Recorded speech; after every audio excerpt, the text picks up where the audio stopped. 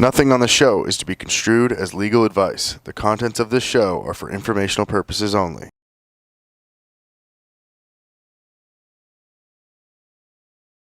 Hello, welcome to another episode of Know Your Rights, the Consumer Lawcast with me, Abbas Kazaronian. I've got Ali Sadrahami again. Welcome, Ali. Hey, good to be here. Good way to end a Friday. So we've got a special edition, good episode here. It's going to be a shorter episode than normal, probably because today is going to be just concentrated on the recent revelation that came out that T-Mobile's had a data breach. So, Ali, what do we know about this data breach?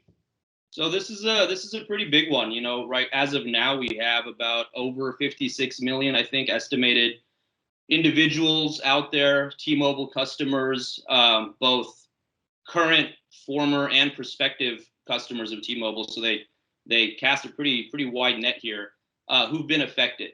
And so various people, I couldn't even tell you how many people called our office just last week alone, have been receiving text messages from T-Mobile. Different sorts of text messages, basically letting them know that, hey, your information might have been compromised here. The type of info that we're looking at name, date of birth, address, social security number, driver's license number. They did come out and say that there's no sign of any credit or debit card information or financial information that's been compromised. But as you know, social security number or driver's license number coupled with your name and address and date of birth, things like that, people can do a lot of damage with that information. Well, that's a really good point. I mean, it's kind of disturbing what kind of data has been compromised, but what kind of damage could be done with that kind of data? So, I mean, anything. You can hear nothing about it, and then a year later start getting hounded by a debt collector on a Hyundai Sonata that you never purchased, with your social, your date of birth. That they're pretty much giving you a green light to get your credit checked by any creditor out there, so people can be opening up accounts in your name, which is why it's really, really important now more than ever to be on top of checking your credit reports. Normally I've said this a number of times on this podcast. Normally, annualcreditreport.com, you could get a free credit report once every 12 months. For free. Now during COVID, I think it's still in place. They're allowing you to do so once every week. I'm not saying you should be doing it once a week, but you should be doing it fairly regularly, especially if you receive one of those text messages from T-Mobile. I'm kind of anal, so I actually do check it every week. So that's just me. Have a split screen in your check right now. Yeah. So yeah, I mean, I think one of the takeaways here is that obviously if you've been alerted to the fact, because actually let's take a step back, because from what I'm hearing, and it's kind of a rhetorical question, but I want you to explain it to the viewers, is like the way I would know that my data may have been compromised is that T-Mobile is going to get in touch with me, and the way we've been seeing it, I mean, usually it happens through a letter, but because they're because they're a mobile provider, they've been texting their clients or ex-clients, right? Sure, and it does make sense. I'll give them that. I think that was the most probably convenient way to do that. The issue is, I'm going to go through a couple actual text messages that we've seen from individuals who've reached out. The text messages all vary, and so it's really, really important to take a look at this and to send us a screenshot of your text message if you've got a text message. Number one, don't delete it. Number two, take a screenshot of it and send that over, because you want us to be able to look at it and determine whether or not it makes sense for you to file a claim here. The reason for that is they all sound a little different so far from the ones that I've received. So I'm going to go through it. And the statute that, the privacy statute we have in California here, which is a great statute. Maybe we'll get into it a little bit later, briefly, of course. But it's very specific as to what types of information can trigger a claim here. So just to point out a few examples and explain why, to me, at least it seems a little misleading. So we have one text message here that says, T-Mobile has determined that unauthorized access to some of your personal data has occurred. We have no evidence that your debit credit card information was compromised. And then it goes on a little with some less important things. Now, the problem with this one is it's not specific at all, right? So it says access to some of your personal data, but hey, good news, no evidence of debit or credit card information. Now, it already says on their website that, hey, we don't have any evidence of any debit or credit card information. But on their website, it says the type of information includes date of birth, driver's license number, social security number. On this, it's left out. So if I got this text message, I would have no idea whether or not my social and my driver's license number is out there. If I were you, or, I mean, any consumer out there, and I got this text message, that's the type of text that would make me reach out to a consumer firm. Because if I compare that to another one here, T-Mobile has determined blah, blah, blah. Importantly, we have no information that indicates your SSN, personal financial or payment information, credit debit card information, were accessed. So here they're specifically stating that, hey, no evidence of your SSN being compromised. So what does that mean for the last one where they didn't mention that at all and they only said no evidence of your payment information? Well, I mean, what that tells me is if they know that your social security wasn't compromised, they're going to tell you that it wasn't compromised. And if they probably did, they're like, well, some may have, some may have not have. They're being vague. What happens if you receive that last text? It's going to say, hey, some of your information, but guess what? No financial information. 9 consumers out of 10 are like, all right, great. Well, they don't have my bank card. They're not even going to think, oh, I wonder if my social was taken and my driver's license. Another important thing about this text that I want to point out, if you receive it, a lot of people out there have family plans, group plans, business plans, whatever it may be. This one says T-Mobile has determined that unauthorized access to some of your information or others on your account has occurred. So this again becomes important. If it seems so far to be the case that they're only texting the account holder in cases of group plans, family plans, business plans, things like that. I can't guarantee that. I'm just saying from the individuals that have called me who are on shared accounts, only the account holder has received the text, but it does say others on your account. So as of now, if you're on an account where an account holder received that text, we'd still like to talk to you. Okay, so a couple takeaways. First one is that Ali wants to read all your text messages. Second takeaway is that you've got to be really, really careful, because if your data has been compromised, you're going to get some. First of all, we don't know what they're doing with this data, because just because something doesn't happen now, next week, next month, doesn't mean that this data is not on the dark web somewhere and someone's going to try and hack you later on, like maybe in a year or something, right? Right. Well, to go one step further, we don't know the extent of what people are doing with this data, but we do know that it's being sold on the dark web, and that's actually how, one of the reasons we file these claims isn't just for the monetary compensation for clients or to get attorney fees. It's also to make companies like this change their policies. T-Mobile didn't become aware of the breach, and this is, various security experts are saying this, until some account on Twitter came out selling T-Mobile customers' information on the, in the cybercrime underground. And that Twitter account stated that he allegedly had about 100 million or so. So we'll see if these numbers, last week it was 40 million affected, now it's 56. We'll see in the weeks to come whether that number keeps increasing. Do you know this guy on the Twitter? He's we were texting a little while ago. It's like, send me some more text messages. Okay, Ali does not know the scam. Well, I don't know him well. That's so yeah, I mean, the reason, that data can be used in a myriad of ways. For example, like Ali said, they could be setting up, getting a car in one of the victims' names, or they could be setting up credit cards, getting credit lines. And usually what happens with credit cards is they get a credit card because, the victim may have a decent or a good credit score. And then they get $15,000 credit limit, $20,000 credit limit. They max it out, and then they don't make any payments on it. And then the person that's left on the hook is you, the victim. And so one of the things that obviously you have to do is continuously check your credit report, but you can also put a credit freeze on, right? Which means I always have my credit reports are always frozen. Because to me, the risks of not doing so are just, they're minimal. You put a credit freeze on, you could go on any of the major bureaus' websites, Experian, Equifax, TransUnion, find the option for a credit freeze.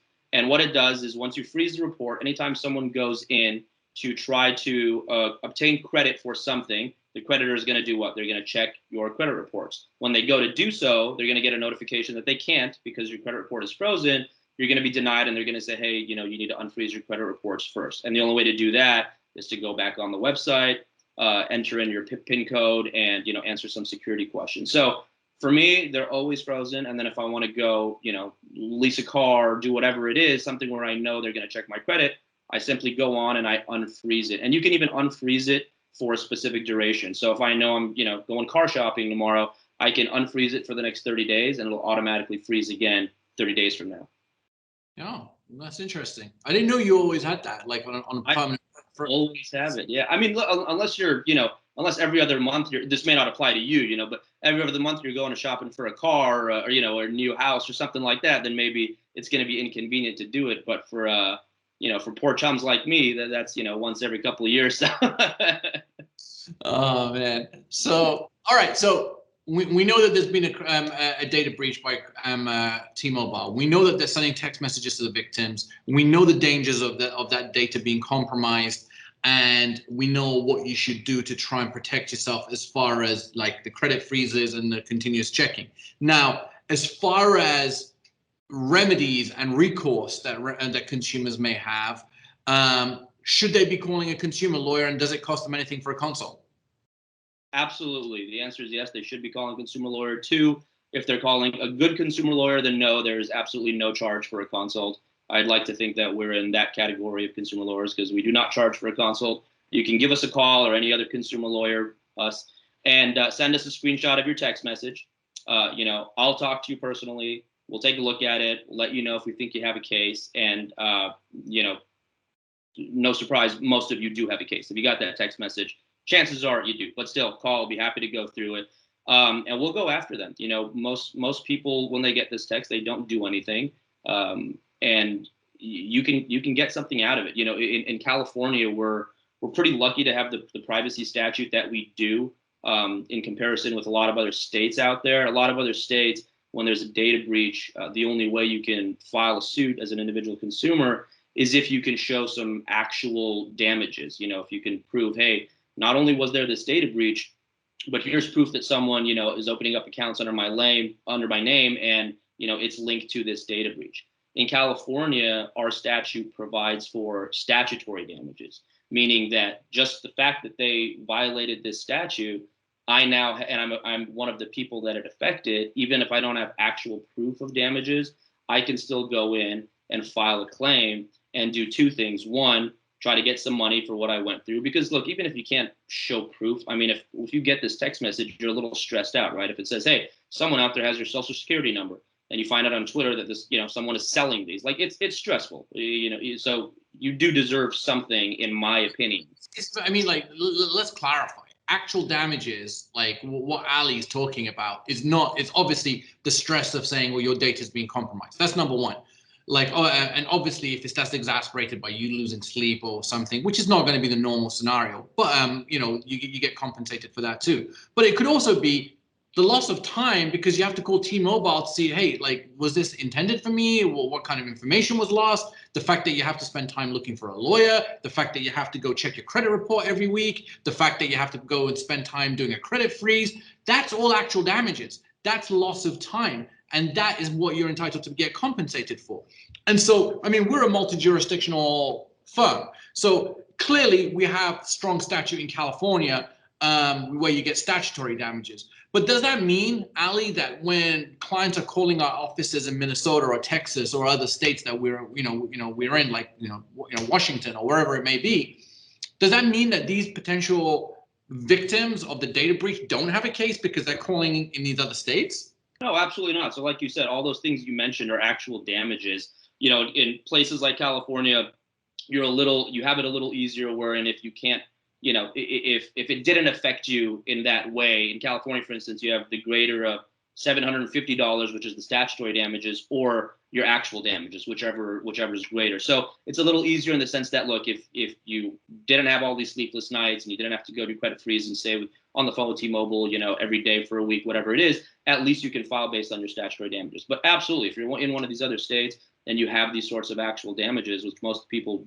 do have at least some with this, of course, we're happy to talk to you and take your case. As long as you send your text messages to Ali, because he wants to read them. All the text messages, not just from T-Mobile. That was a joke, by the way. Ali's like, no, it wasn't. Now, I'm a victim, whether I'm in California or non-California, like, at the end of the day, unless, I can show that someone has actually gone and got a credit card in my name, which is going to be like the vast majority of people are not going to have that scenario, right? That's a minority of people, at least right now, because this data breach is only less than a month old. So, I've got $750 in damages or a couple $100 in damages, which is still damages, right? But my question is like, who's going to pay for my lawyer's fees? They are, because they did it and they made you sign an arbitration agreement. And you probably didn't even know that you signed an arbitration agreement.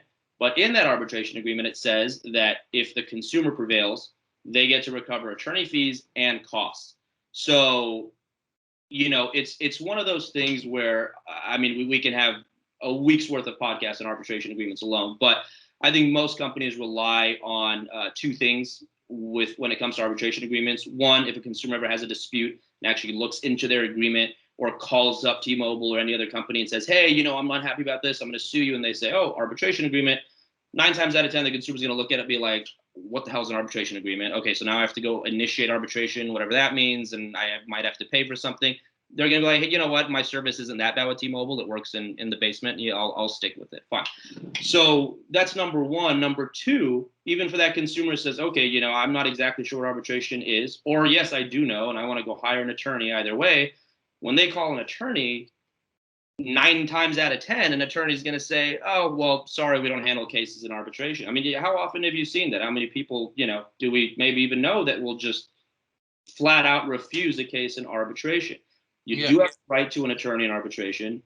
In this case, especially, we can get our attorney fees paid directly by T-Mobile and the cost by T-Mobile if we prevail. And if we lose in arbitration, it doesn't go the other way around. In their agreement that they had you sign, they pay your attorney fees if we win. We don't pay theirs if they lose. Or excuse me, if they win. And so we're clear, when Ali says you signed, that's a term of art. You didn't physically sign it. It's just an agreement that you agreed to. Exactly. I mean, these arbitration agreements can come in, you can buy a blender from Walmart. You go home and, a month later you go in and look at the user manual to remember how to fix a certain part of it, and you find an arbitration agreement in there. It's awful, really. When you were explaining your other bit, you got very excited and you did this. Does this mean phone call? This means phone call. Did I ask? Phone call. Yeah. I've been picking up the phone all day with people with T-Mobile complaints. And now it's kind of just a twitch. Yeah. So, I mean, I think we've covered our bases. I think the takeaway here is there's 54 odd million Americans that have been compromised and their data has been compromised through this data breach. If you're one of those people, definitely seek help from a consumer lawyer and make sure that you get your free consult and don't pay for it. And you have a right, you're entitled to attorney's fees. There is an arbitration agreement in play. And make sure that you preserve, your rights and you look after your rights and you check your credit report, maybe do a credit freeze if you're a little bit scared, and just basically seek help from someone like Ali, but he demands to see the text. I need the text. Look, I need the text. He needs the text. I can't stress this enough. I need your text. Do you have any parting words, Ali? Absolutely not. Nothing appropriate anyway. Thank God for that. Well, ladies and gentlemen, thank you so much again for tuning in to Know Your Rights, the Consumer Lawcast. Until next time, keep it legal.